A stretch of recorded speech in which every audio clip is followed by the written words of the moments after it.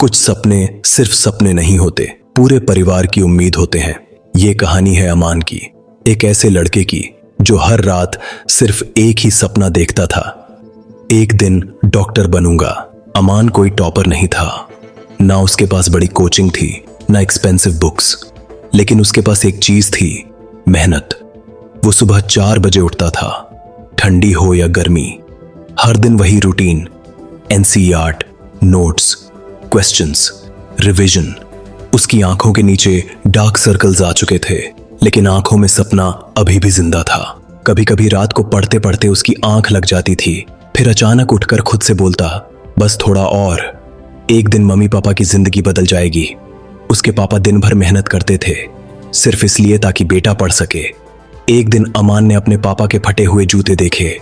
उस रात अमन बहुत रोया, क्योंकि उसे समझ आ गया था उसका सपना सिर्फ उसका नहीं, पूरे घर की उम्मीद था। धीरे धीरे एग्जाम पास आने लगा, बाकी लोग स्ट्रेस में थे, लेकिन अमन खुश था क्योंकि उसने अपनी तरफ से सब कुछ दिया था।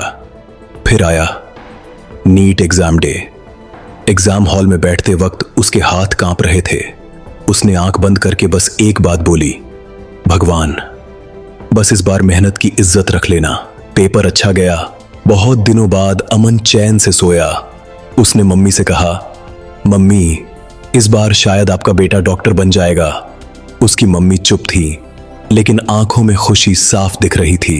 लेकिन फिर कुछ दिनों बाद एक खबर आई, नीट पेपर लीक। पहले अमन को यकीन नहीं हुआ। उसने सोचा लोग अफवाह फैला रहे होंगे, लेकिन धीरे धीरे सच सामने आने लगा। न्यूज़, प्रोटेस्ट, इन्वेस्टिगेशन और हर खबर के साथ अमन अंदर से टूटता गया। उस रात अमान अपनी किताबों के सामने बैठा था, वही किताबें जिनके लिए उसने हजारों रातें जागकर बिताई थीं। उसने अपनी रफ कॉपी खोली। पहले पेज पर लिखा था, मां के लिए डॉक्टर बनना है। बस इतना पढ़ते ही उसकी आंखों से आंसू गिरने लगे। उसे लग रहा था मेहनत हार गई। वो छत पर जाकर अकेला बैठ गया।